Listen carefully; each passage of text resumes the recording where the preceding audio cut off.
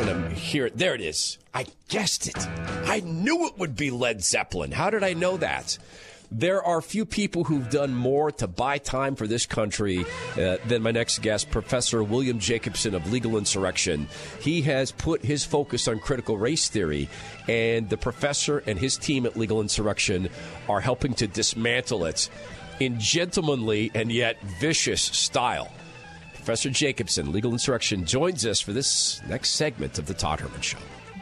Live and local on AM 770 KTTH. Your independent conservative host, Todd Herman, welcomes you to The Todd Herman Show.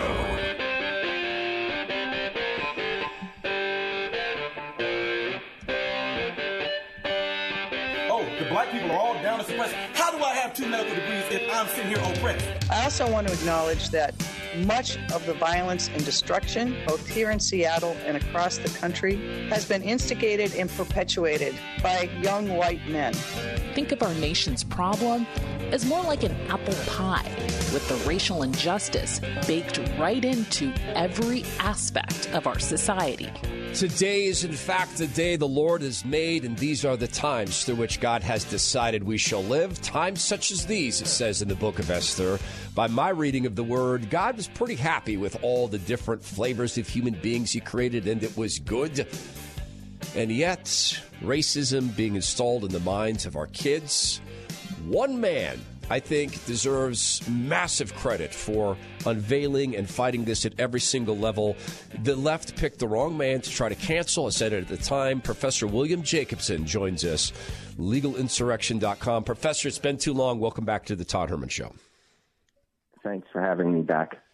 Oh, yeah.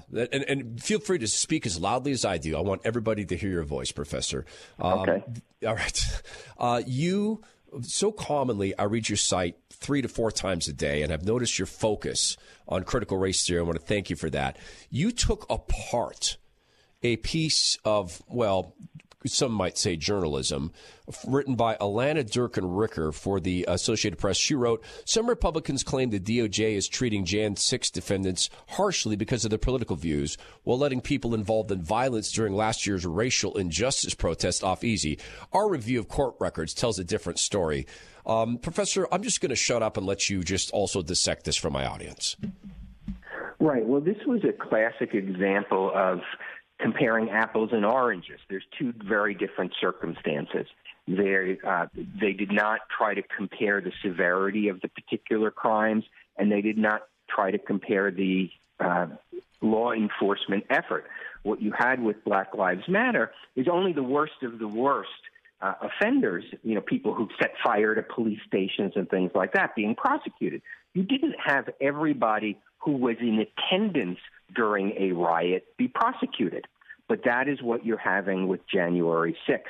So for January 6th, you have some people who did commit violence, and I don't think anybody really is complaining about those people being prosecuted if they hit a policeman or sprayed a policeman in the face with mace or something like that. But you also have people who were merely there.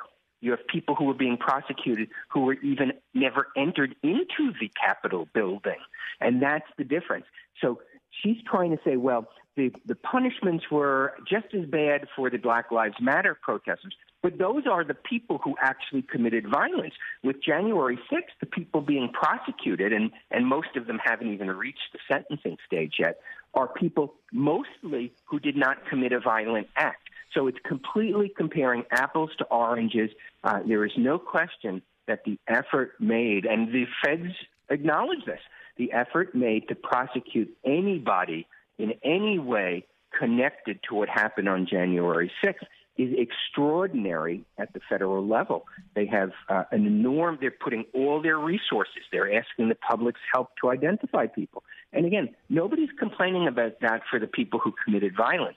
But if you just happen to attend a protest and you're standing outside the Capitol and you didn't hit anybody and you didn't commit an act of violence, you shouldn't be prosecuted for that. But people are being prosecuted. It would be the equivalent of everybody in the march at the Black Lives Matter protest being prosecuted because some percentage of the people committed violence. So it's completely apples and oranges. The the attempt to, destroy the lives of people who did not commit a violent crime. And, of course, what the feds are doing, I was reading about one, I think it was a DEA agent, who never entered the Capitol, okay, and he's being prosecuted. And they found a law to prosecute him that destruction to the Capitol grounds, that he was standing on the grass and he somehow destroyed the grass.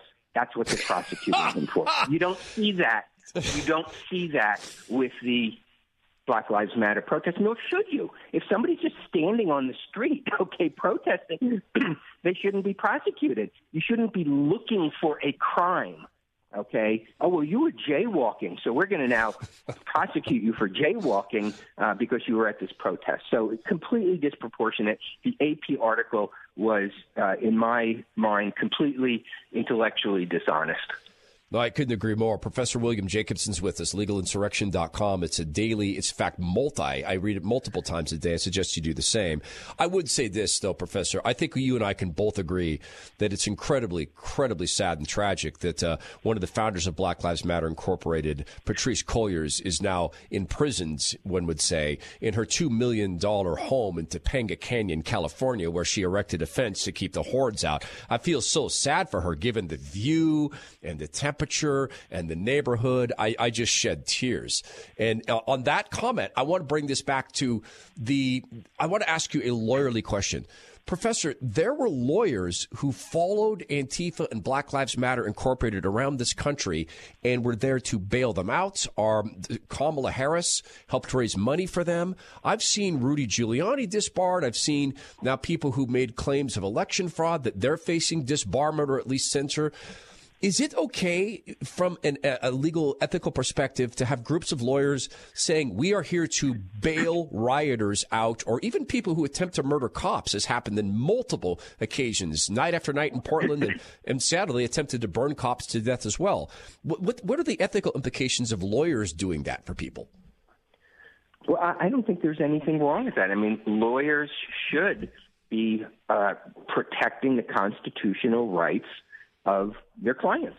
So if what they're doing is asserting a claim that under the law, under the statute, under whatever it happens to be, this person is entitled to bail, I don't see anything wrong with that. The problem is it only works in one direction. Yes. Where are all these lawyers defending the people who merely were constitutionally exercising their right to protest on January 6th, but are now being prosecuted, now losing their jobs, now being hounded out of society?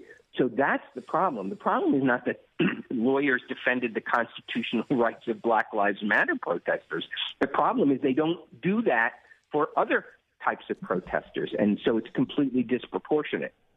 And we've seen, as I see it, a division where what I call the party, this is the technocrats and the leftists and Mockingbird media members all joined into what I've now labeled the party, have indicated you do the party's bidding. You can do kind of anything you want. We're cool with that. The media's cool with that. Certainly Joe Biden and Kamala Harris are cool with that.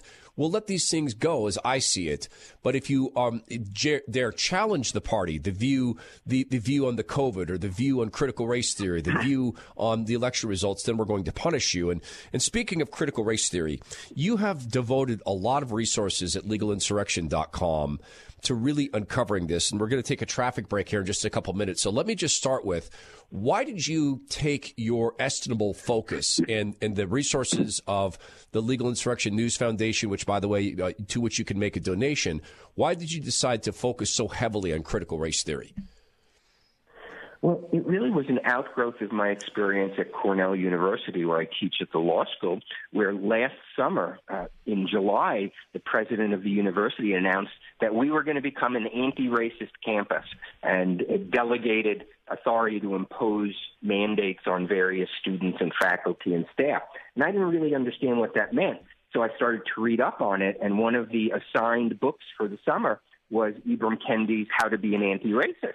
And so it was available free to people at Cornell. So free is free. So I read it, and I was horrified. It is an explicit call for racial discrimination. It is really a horrible, horrible book that distorts what society is. And so that's when I began to get interested in it. I was going to write an op-ed about it, an article. We started to research it. I started to realize it was bigger than I expected. And then we rolled out, as you know, in February, a website called criticalrace.org, which organized all of our research about what's going on in higher ed. And at criticalrace.org, we have an interactive map that people can use. We have a lot of resources on K through 12, as well as higher education. So I got interested in it because they forced me to be interested in it by making it a focus on the campus. As I've said, that with you brought us Nicole Silas, who fought back in Rhode Island. You now have school. What was it? The unions tried to sue her. She slapped back at them. They're trying to get out of this. You brought us to this. They picked the wrong professor. They picked the wrong woman in Rhode Island. Let's continue to talk about criticalrace.org and the resources there and what's actually getting done right after we check traffic with Right Way Traffic. Professor William Jacobson is with us, legalinsurrection.com, criticalrace.org. And Professor, we can, I think, agree that there are forces within the United States, powerful forces, and I'll name them. For instance, Frances Fox Piven. I watched a recent video of hers. She's still very, very excited about overloading American systems. She's one of the co-authors of the Cloward-Piven strategy. She's very, very desirous to see our prisons overloaded, etc. And she speaks the language of a woman who wants to see the country toppled. We see the efforts to defund the police bearing fruit in my hometown of Seattle, where we've seen record-level homicides for 2 years in a row. We had a 2,000% increase in sex trafficking, property crimes. Cops now literally cannot pull over someone driving a stolen vehicle. They can ask the person politely to stop, but they don't have to. They can't incarcerate people who are going to later go burn down buildings, as has happened twice in Seattle. So we see the fruits of all this. I think we can agree there are people who want the country toppled. My question for you is, with criticalrace.org and what you're looking at, these great resources, how many people in academia are actually aware that that critical theory, and by extension critical race theory, is in fact a tool of destruction versus people who just think it somehow makes sense? I'm not really sure. I think that most people think it just sounds good. Okay? Equity. That's the word, not equality. Equity. What's wrong with equity? Equitable. Sounds like equality. What could be wrong about that? So I think most people don't give it a lot of thought. I think even a lot of the activists have really, they drank the Kool-Aid. They actually believe this is a good thing. But those who I think promote it the most, the Ibram Kendis of the world, all those sort of people, I think they know exactly what it is, okay? They know exactly how destructive it is. The leading theorists and practitioners know exactly what it is. But most people just look at the words. Equity sounds good, fairness, all those sort of things. But you're absolutely right. This is a tool to tear down society. That is the goal of it. Of course, they don't, and what will replace it is going to, of course, be worse. It always is.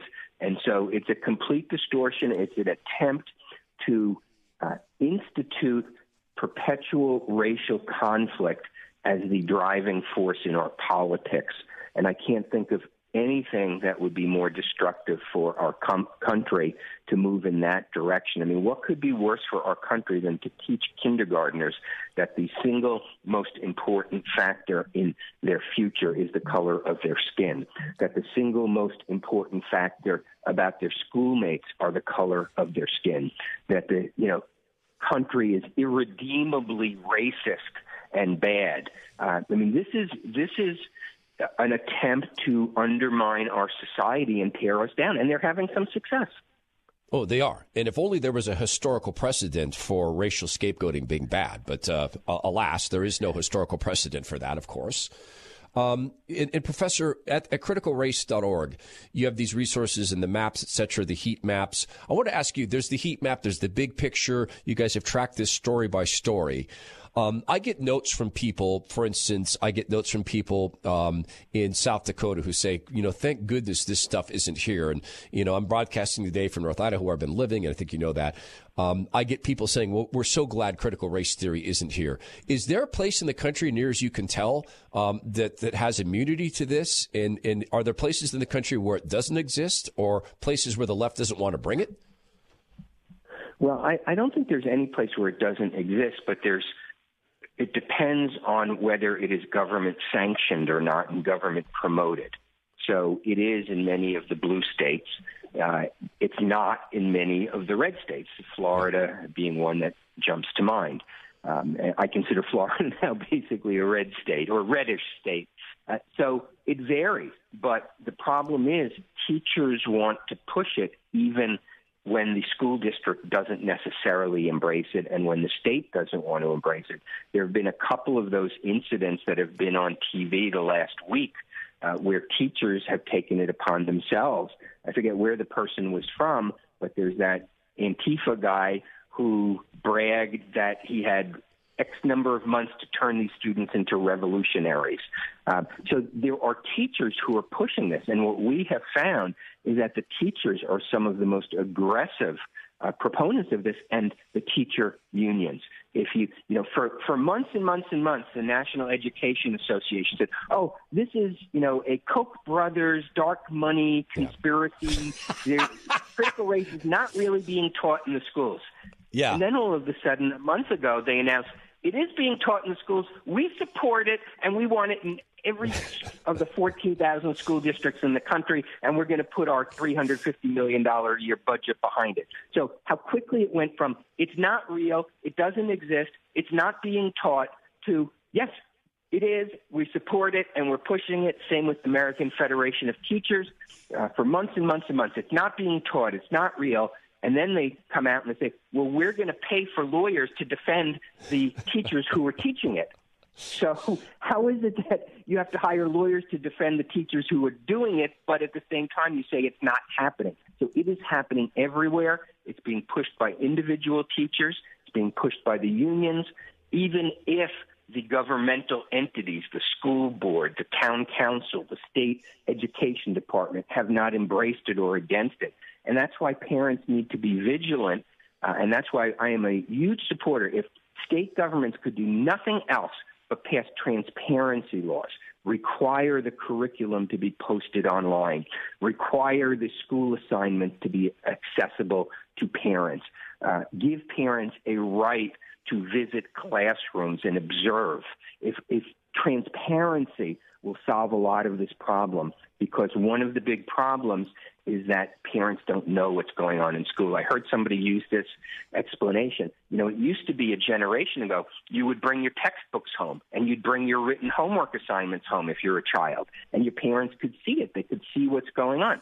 That doesn't happen anymore. It's all being done by computer, and it's all being done online, and parents have no clue what is happening. If they knew what is happening in our schools, there would be an uprising by parents around this country that would make what's going on now seem like child's play, because in some school districts, it is truly horrible what they are doing. They are racializing absolutely everything. And when you point that out, what do they say? Oh, well, that's not critical race theory. They want you to engage in this extended discussion about what is critical race theory. Let me tell you something. If they're telling white kindergartners they have white privilege, if they are telling black kindergartners that they are perpetual victims and that they can never achieve success in this society, if those are the things they're teaching, if they have privilege wheels in their kindergarten classroom, if they're doing all those things, they're doing critical race theory, whether they put a name on it or not. You will never find a fifth grade book called critical race theory. You will find euphemisms for it, equity. You will find euphemism of anti-racism, which is the Kendi term, which is a completely deceptive term the way they use it. Anti-racism is actually the opposite of what we would think of as anti-racism. So it is there, I guarantee you, in your school system. The question is, are you able to find out about it? And transparency is the key. Absolutely. And this is why I've said, for me, my view on the schools is I don't need to be extended an invitation to go see what my kids are being taught. I'm going to go in. I don't need to be extended an invitation to see the curricula. I will have my kid take pictures of it and send it to me. And this is where parents are at and what we need to do. It's been an honor to have you. It's criticalrace.org. Also, Legal Insurrection. Professor William Jacobson has been with us. The Legal Insurrection News Foundation does take donations and operates that very responsibly. Professor, as always, it's an honor. Thank you for being a happy warrior, and go with God's good grace, sir. Great. Thank you very much. Yeah. Todd Herman Show will continue after we check traffic with the Right Way Traffic.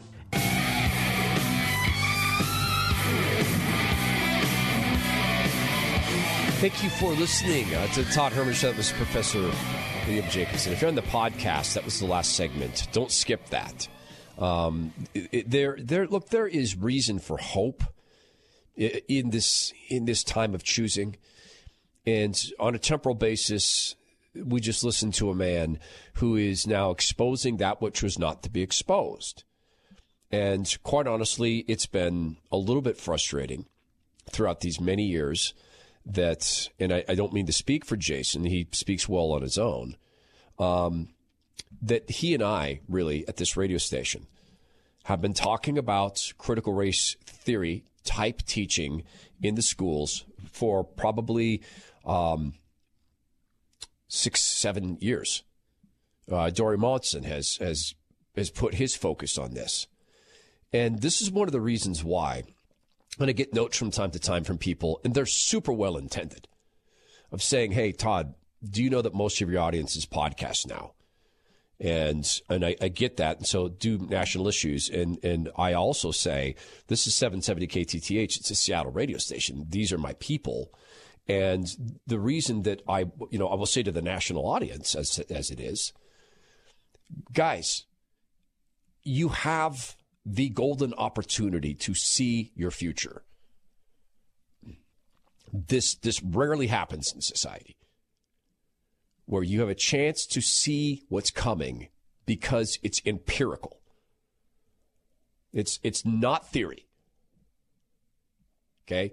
So when I tell you things like the people who run Joe Biden will, if he is allowed to stay in office, or Kamala, or whoever takes their place, the people running Joe Biden will get to a day where you will not have any control over, say, what a drive to work costs. Literally. They will install tracking devices in cars. They will use this ridiculous, deceptive lie of per mile charges to limit your mobility, financially speaking. And again, it's so important to do contrast and compare. How is a per mile charge different from a gas tax? A gas tax is a per mile charge. The wheels move, the engine's on, you're paying money. In fact, you pay more money with the gas tax, because if the engine's running and you're waiting at a stoplight, you're paying money. The taxes are coming out of your pocket as the gas goes into the carburetor or fuel injector. Per mile charge is just when the wheels are rolling. The per mile charge is different in this way. It allows the people who run Joe Biden to crank up the per mile charge until you can't pay it anymore. And and they will say, oh, it's a free market system. It's not. It's communism. And it's not even communism. It's the China model, where big car companies love this because now they get to earn multiples on a single car because cars become too expensive. People say, well, why would I buy a car? I can't afford to drive it. It also serves the ends of people who want us all corralled into city living, because then we're much easier to manage. So when that's just an example of what's coming, that's not theory. That's going to happen. That's not my assessment. That's a fact, unless we stop it. Because they've already announced this is what they intend to do and are in fact doing in Oregon and are going to be doing in Washington State. So the separate country of Seattle, Washington State, and Oregon, California, folks, this is your future under the party. And you've been given this incredible gift. So, again, this is a little frustrating. 3 or 4, it's on me. This is not anyone's fault but mine. 4 years ago, I started to tell people, you know they're going to make your gun a disease. That when I started to see that they were calling it gun violence, which is a poll-tested nonsense word. There's no such thing as gun violence, just as there's no such thing as knife violence or rock violence or baseball bat violence. Poll-tested, just attaching the word violence to guns. That's the goal. They're going to make it a health issue. I said, because I started to see. They started to talk about it in this way. This is the future where you and your gun ownership are a disease. This is the boss lady of the CDC, Rochelle Walensky. And she just admits This is actually a stunning moment that a director of the CDC is even talking about this issue, is even using the word guns. It hasn't happened in years and years. Every day we turn on the news and there are more young people dying. I swore to the president and to this country that I would protect your health. This is clearly one of those moments, one of those issues that is harming America's health. But there's a reason why your predecessors didn't address it. they've been baking this up for 3 or 4 years, that it's a public health issue. Have you observed that the emergency powers of so-called governors like Kate Brown, Gavin Newsom, Jay Inslee are not gone? Have you observed what they can do with these powers because there is a limp and impotent Republican Party that is afraid to stand up to magic words? Vaccine. Mitch McConnell. Only way out of it, I'd fight polio, your kid. Only way out of this is vaccination. And I take a lot of money from farmers, so I'm an expert. Well, except that they don't stop transmission or infection, and in fact appear to be making it worse. Well, I still take a lot of money from pharma. So they intend to turn your gun into a disease. And they intend to make it an emergency.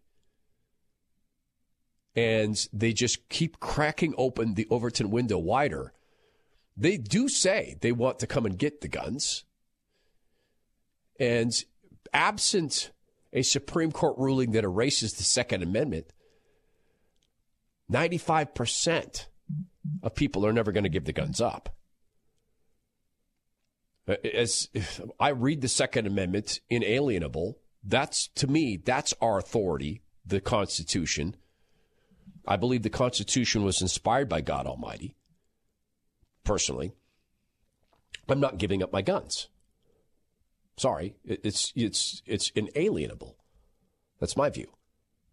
So when you look at the separate country of Seattle and Washington State, don't think that it stays a separate country. They view this as a Maoist war, that they've seized territory. And they're right. They have seized Seattle. Seattle is done. Nothing can be done. Nothing can be, there's no help that can be rendered to Seattle. It's over. Seattle's going to have to be destroyed and rebuilt. And I don't want anyone to go destroy it. No one needs to. It's being murdered from within. The woman who is now leading in Seattle to be the city attorney is nuts. Nuts. She's a police abolitionist. She wants police forces abolished. Done. In regard to cops responding to looting in the wake of the Louisiana hurricanes, and God protect people down there, and just, it's horrible. She doesn't want cops to protect people's goods. She wants them to hand out blankets. And she posted this of her own volition. Here's the time of choosing. One side is impotent and weak and relatively useless, but also benign. This is the Republican Party. One side, every bit of the left, is constructed on lies and control and deceit and chaos and violence and force. Compare that, right, to a spiritual battle in this time of choosing. One side is composed of lies and chaos and violence and force. The other side is not. It couldn't be more clear to me that we live in a time of choosing. We'll come back on the Todd Herman Show with just a few more things.